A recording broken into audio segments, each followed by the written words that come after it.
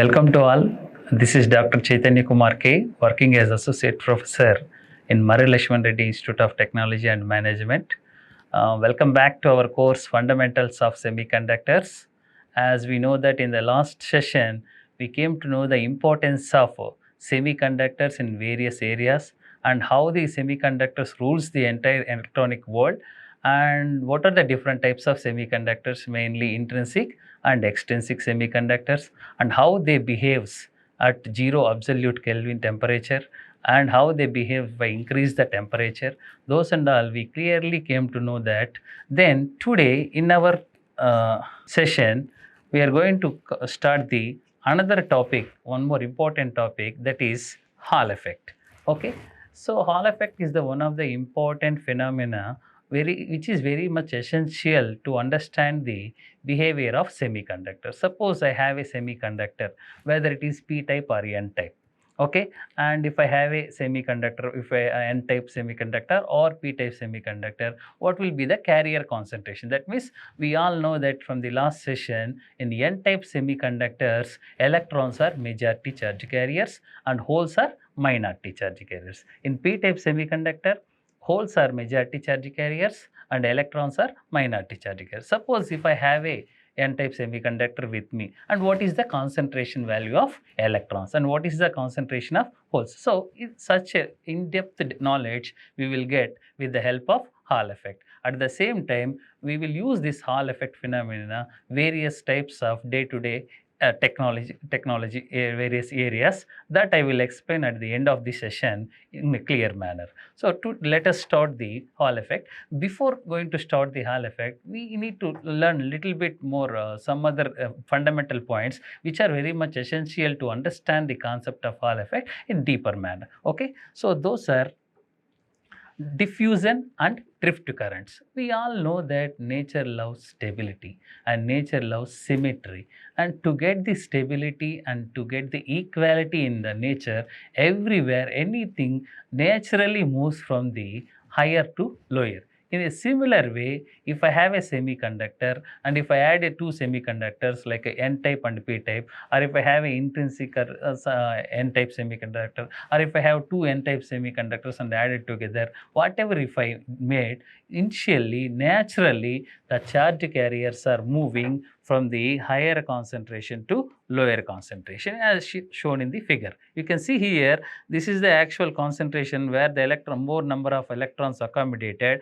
This is the space where the scarcity of electrons are there. Naturally, these electrons moves from the higher concentration to lower concentration. We can see here that how equality happens. So this process, the natural movement of charge carriers from the higher concentration to lower concentration, like temperature in nature. So it will move automatically from the higher temperature object to the lower temperature, or from the wind blows from the high pressure to low pressure. So similarly, here also electrons are moving from the higher concentration to lower concentration. When electrons are moving, they will gain some velocity. That velocity is nothing but diffusion velocity. Okay, even when electrons are moving from one place to another place, it seems to be we can call it as a current. So the slow movement, because of this movement of electrons, little bit amount of current also produces in the material. That current is known as diffusion current. Okay, that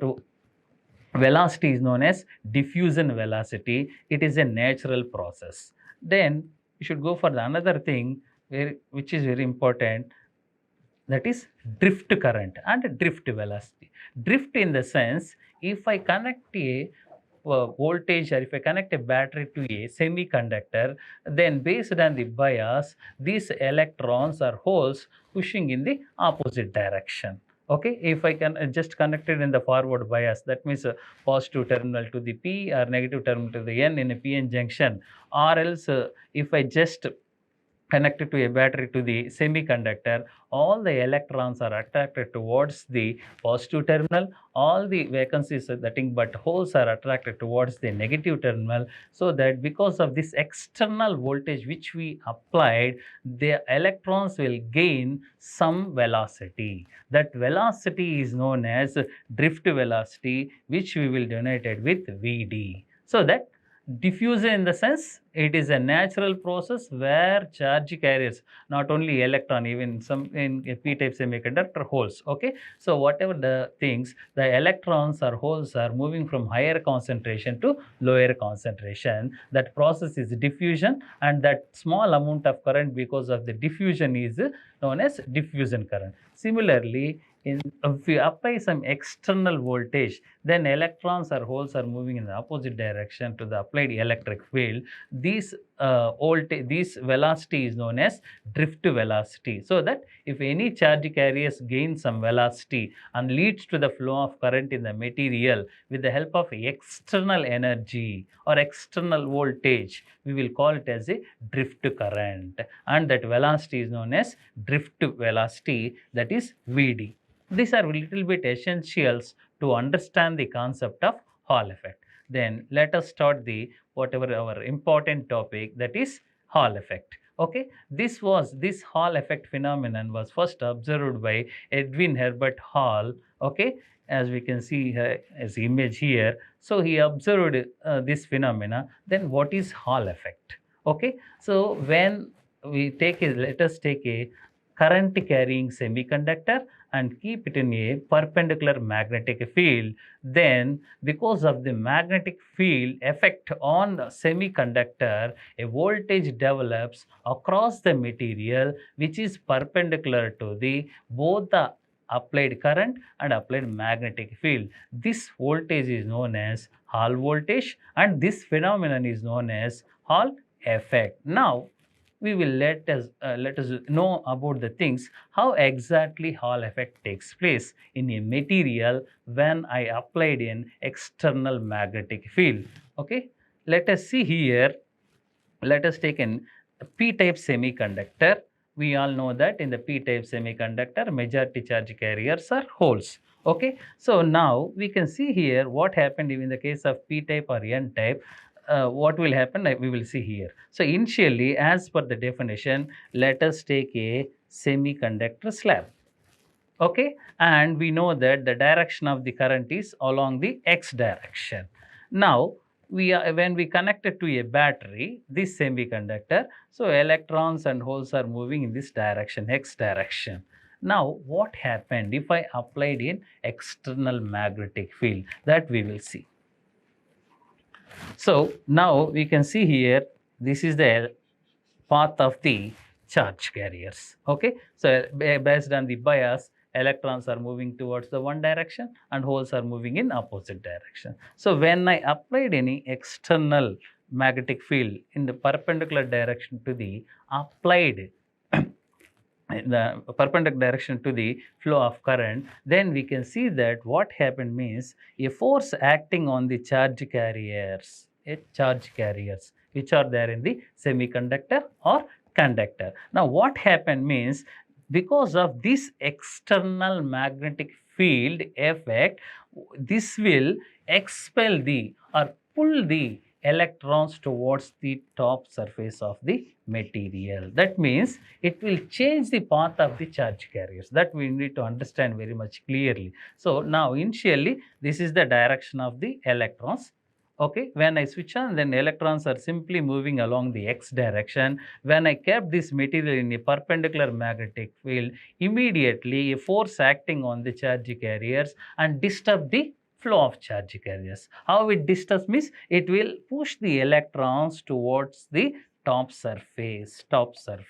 Then automatically we can see the scarcity of electrons in the bottom of the surface. As much as I am increasing the magnetic field, it will push the more number of electrons towards the bottom surface, and automatically huge number of holes are accommodated at the bottom surface. Hence we can see that here a negative charge, huge amount of negative charge accommodated at the top of the surface, and huge amount of positive charge accommodated at the bottom of the surfaces. Because of this charge difference, a potential difference takes place across the material along the y direction.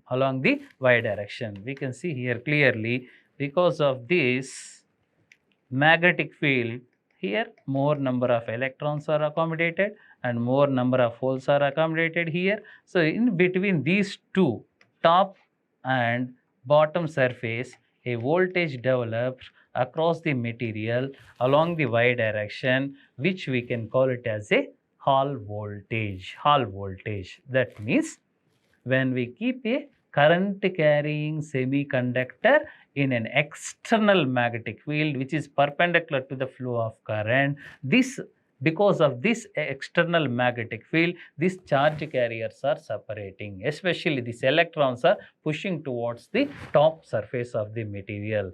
Then because of this, a potential difference develops across the material. Similarly, in the n-type semiconductor also we can see that here also same type of phenomena will happen, either it is a p-type material or n-type material. We can see clearly all the electrons are accommodated here and all the holes are accommodated in the bottom of the surface.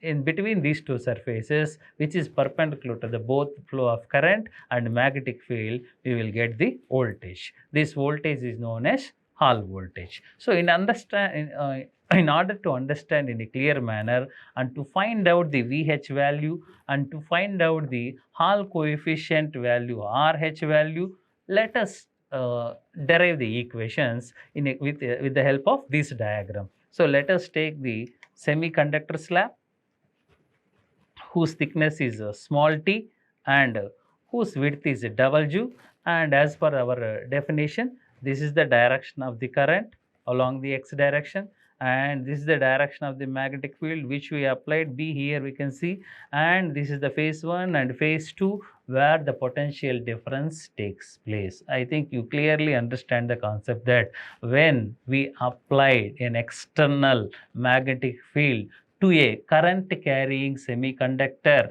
or else conductor, these charge carriers are simply pushing towards the top and bottom surfaces. Because of this one, huge amount of accommodation of the huge positive and negative charge happens in the top and bottom surfaces.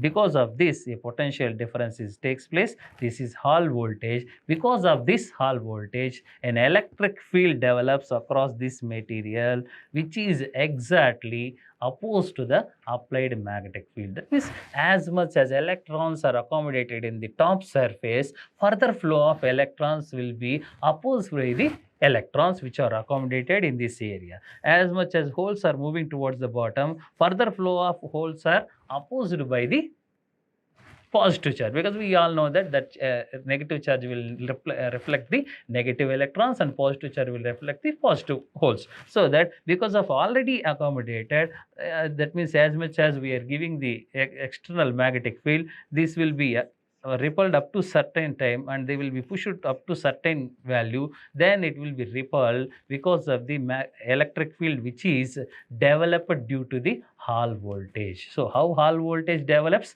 Because of the pushing of these electrons towards the top surface and pushing of these holes towards the bottom surface. Because of this Hall voltage, a electric field develops in this direction, which we call it as EH. This is quite opposite to the applied magnetic field. At a certain equilibrium, whatever the magnetic field I am applying and whatever the electric field generated because of the Hall voltage, this will be equal at particular equilibrium state.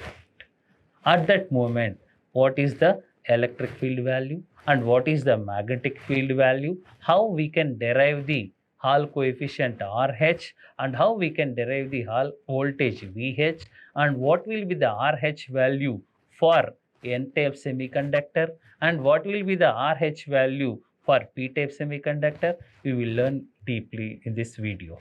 Okay. Now, as per the diagram, we have taken a semiconductor specimen which is having the W width and T thickness, and the direction of the current is along the x direction. Direction of the voltage, Hall voltage, is the y direction, and applied magnetic field direction is z direction.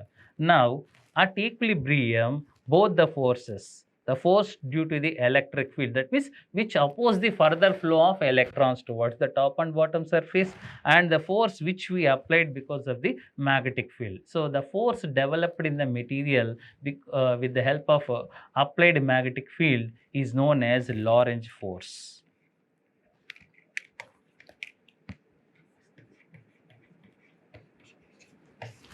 That's why I have mentioned with FL. Then FE is nothing but force developed by the electric field which is developed with the help of Hall voltage, and this is the force which is developed by the applied magnetic field. Then we can write here EH equal to BEVD. So intensity of magnetic field, and because of the magnetic field, the electrons push towards the top surface. As electrons are pushed towards the top surface, they will gain some extra kinetic energy. They will gain some velocity. That velocity is known as drift velocity. As I said a little bit earlier, if any electrons gaining some external velocity or external energy, if they are moving from one place to another place with the help of any type of external energy, that movement is known as a drift, and the velocity is known as drift velocity. The current due to the drifted electrons is known as drift current. So that's why I said that definition earlier there, this one. Now, because of this magnetic field, the electrons are moving from the actual path to the another surface, so that some velocity they will gain, that is drift velocity. The charge of the electrons are E. Now we will get the equation, electric field equation, EH equal to BVD. Now for N-type semiconductors, let us take a N-type semiconductors whose charge carrier concentration, that means the number of electrons, is N, and the charge of the electron is minus E, and velocity of the electrons is Vd. Now we know that current density J equal to NeVd.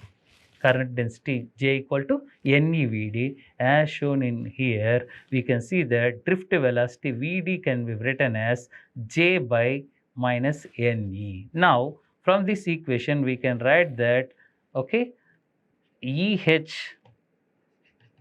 equal to RH Bj. From the equation 1 and 2, it is clear that Hall electric field EH equal to RH into Bj. So from this we can note that RH Hall coefficient equal to minus 1 by Ne. Minus 1 by 1 Ne. That is Hall coefficient for N-type semiconductor. N-type semiconductor. Similarly, if you go for the P-type semiconductors, we can write the current density J equal to PeVd, where the charge of the holes is positive. I mentioned positive here. P is the number of holes and E is the charge of the holes. Then Vd is nothing but velocity of the holes. Okay. Now, similar way, we will get the RH is here. That RH value is plus P. Okay. RH equal to 1 by P. This is the Hall coefficient value for P-type semiconductor. Very clear.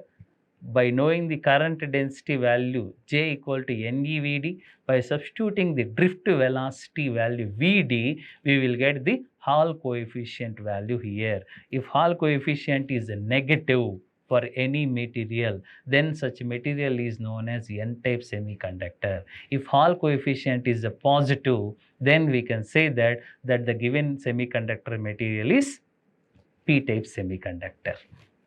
Then another important derivation, Hall coefficient in terms of Hall voltage. Okay, earlier we just came to know that Hall coefficient in terms of charge carriers. Okay, now Hall coefficient in terms of Hall voltage, that is VH. We know that Hall voltage VH is across the material is equal to the electric field developed in the material within the thickness T. That's why we can write the VH equal to EH into T. Now we know from the earlier equation 3 and 4, we came to know that this is the Vd value and another value is this is the Vd value. So from this, by substituting the values here, we can get the completely EH equal to RHBG. VH equal to, see, from both the values, either P type or N type, EH value is RH, that is Hall coefficient. B is nothing but applied magnetic field B, and J is nothing but current density. Okay, so that by substituting the EH value in this equation, we will get this equation. Now we will use the fundamental equation, current density equal to I by A. I by A, current is I, and A is nothing but area of the material. Now I will write the area of the material is W into T, width and thickness, as we have shown in the image here. I have taken, so whose width is W and thickness is T. Now by substituting this value, area can be written as I by W into T. Then substitute this A value in this equation number 5. Then we will get the equation VH equal to RHIB by W. From this we will get the RH value VHW by IB. Now it is very clear that Hall coefficient in terms of Hall voltage, whereas VH is nothing but Hall voltage, W is nothing but width of the material, I is nothing but current flow through the material, B is nothing but applied magnetic field. So from this it is very clear that if I know the any of the 4 terms, then I can able to find out the another term. Suppose if I know the VH value, W value, I value and B value, I can estimate the RH value. If I know the RH value, then I can estimate the VH value. If I know the all other terms, I can also able to calculate the applied unknown magnetic field value. Suppose I applied some unknown magnetic field. By calculating everything, again I can able to predict the how much magnetic field I have been applied for the Hall effect. So this is all about the Hall effect. Okay, this is the equation of the Hall coefficient in terms of Hall voltage. Now go for the important applications. As I said little bit earlier, okay, we can able to predict the type of the semiconductor with the help of Hall coefficient. If Hall coefficient is a negative, then such material is known as N-type semiconductor. If Hall coefficient is a positive, then such materials is P-type semiconductors. Then another one is, as I said earlier, starting term, we can also able to calculate the carrier concentration. Carrier means which carries the charge. Either it may be electron or it may be a hole. Okay, we can able to predict the carrier concentration of a material in the particular P-type material or N-type material by knowing these equations. This equation is nothing but RH equal to 1 by Ne and RH equal to 1 by Pe. From this we will get this relation, N equal to 1 by E into RH. So by knowing the charge and Hall coefficient values, we can also calculate the charge carrier concentration of either N-type or P-type semiconductor. And one more thing, we can also determine the mobility of the charge carrier. That means I am applying some magnetic field. Okay, how quickly electrons are moving, how quickly the holes are moving in a material. That mobility also we can able to predict with this equation by knowing the RH value. And another one, as I said little bit earlier, by knowing the remaining terms, okay, VH and VHT and RH values, we can also estimate the applied magnetic field value. So these are the practical and experimental applications of the Hall effect. If I go for little bit day-to-day applications, let us see what are those. So first one, industrial automation. Hall effect, it is very clear that for us, if I applied any magnetic field, the voltage increases in the semiconductor. Okay, or else if I increase the current, again voltage will be increases in the material. With these two, I can use this Hall effect material in various areas as a sensing material, like a sensor. Suppose if I just keep that magnetic material just to the semiconductor or conductor, it will generate a pulse.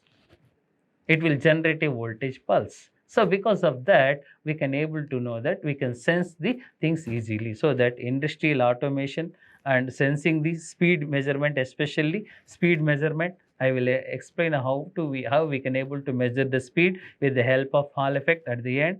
And medical devices, especially MRI and some other, where we can able to sense the very sensitive magnetic uh, signals. Okay, so MRI and this we have mentioned some other, and speed position sensing, and especially predicting of speed sensing. We can see in this image very clearly, like this we have a magnets in the wheel, and when they are reaching to the semiconductor, they will give a pulse, electric pulse. Based on that, as many as rotations are takes place, and that many electric pulses it is creating, so that we can estimate the speed of the vehicle, and we can able to see in a digital meter, so which we are effectively using in all the digital speedometers currently.